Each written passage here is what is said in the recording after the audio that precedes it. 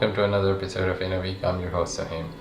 In this episode, actually, I wanted to discuss with you guys my motivation for reading books, and I also wanted to use this video as a way of motivating you guys to read, and also to find out from those of you who are actually reading books what motivates you to read books.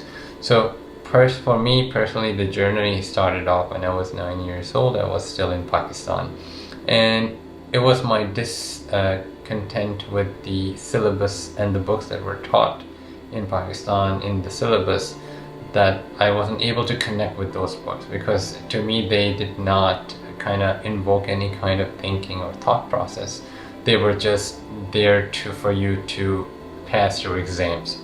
So what I started to do when I was 9 years old, I started to spend my pocket money on buying books, and there would be books on any topic. I would be on politics, history, religion, and biography.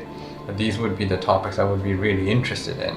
And I also later on, when I wanted to improve conversing in English, I started buying a lot of Archie comics, because comics used to be the way for me to understand not the formal way of having a conversation that they teach in English classes, but actually the informal way of having a conversation, like what is the day-to-day language like.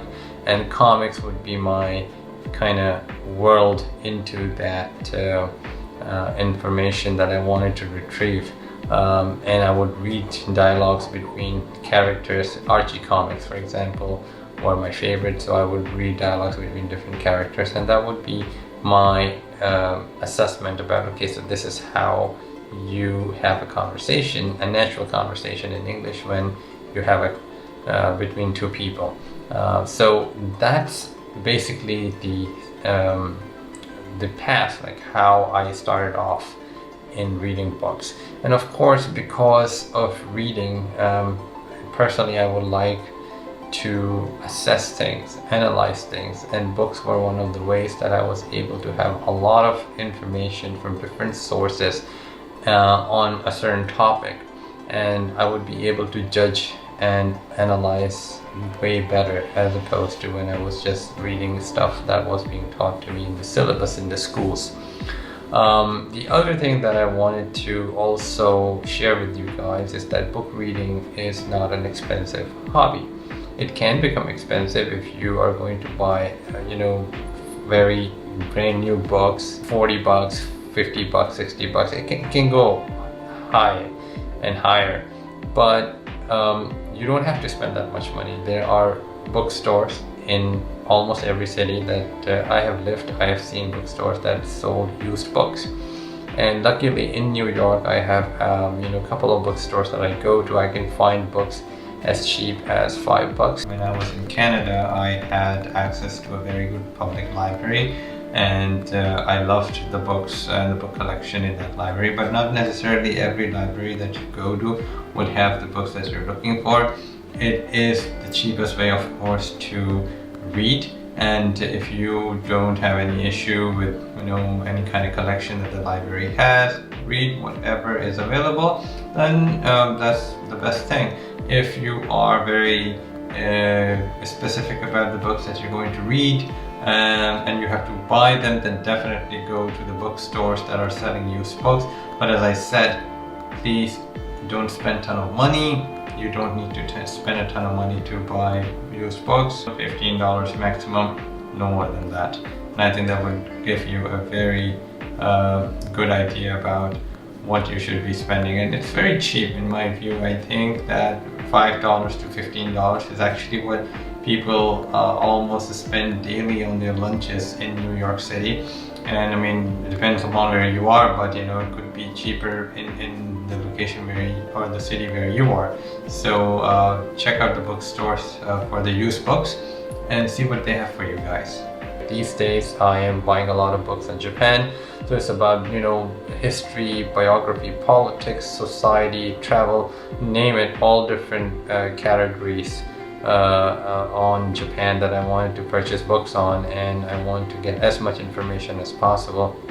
And I'm able to do so by buying books that are like $5 to $10, or even as much as $15. But I have a ceiling that I would like to spend this high, but not go higher than that. That's like $15. You shouldn't be spending more than that on buying a used book. So now, other than this, I think the important part that I would like to also share with you guys is that for me, book reading is a way to cope with the stress. So I read daily, and the way I read is that I have multiple books at a time. I don't read one book and finish it and then go to the next book. I'm reading about 4 or 5 books at a time. And what I do is that I take 4 pages per book daily, and when I finish with one of them, then I move on to the next, move on to the next, move on to the next. So daily I spend about an hour or hour and a half, depending upon how fast or how slow I am in reading the books, because I also want to process the information and retain that information in my head. And I take my time to read the book very well. Some of the things that I don't function very well with is hearing music or watching TV while I'm reading a book. I actually concentrate really hard on understanding the book that I'm reading. And these, I've seen people who actually read with headset on, or they're watching TV in the background and then they're reading a book. So for me, that's not functional. I function well when I don't have noise around me, so that my mind can concentrate on what I'm reading. So it's 4 or 5 books at a time, and kind of it works like this. Sometimes, because the books, it depends, some of them are small, some of them are big, very thick books. So they don't finish all at the same time.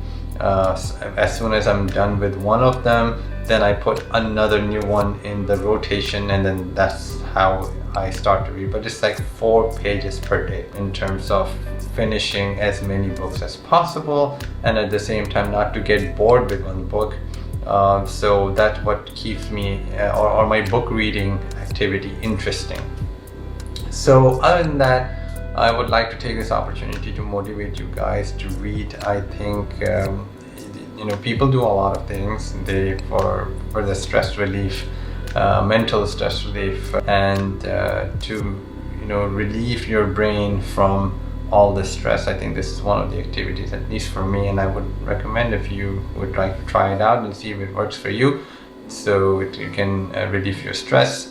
And at the same time, you get a lot of information, a lot of knowledge. I think it's able to enable people to exercise not only control over their brain, but at the same time it provides you tools, knowledge to assess information. And when you hear things from others, and not to just confine yourself to a certain way of thinking, but to think out of the box. And I think that's very important for mental growth. So I would recommend that book reading also for that purpose. So among the viewers, those of you who are reading books, I would like to find out what motivates you to read books and how it's helping you guys in your daily lives. And put that in the comment section of the video. I would like to hear from you guys on that. If you like the content, please subscribe, like the video, and comment below. Help the channel grow. Thank you for watching in a week.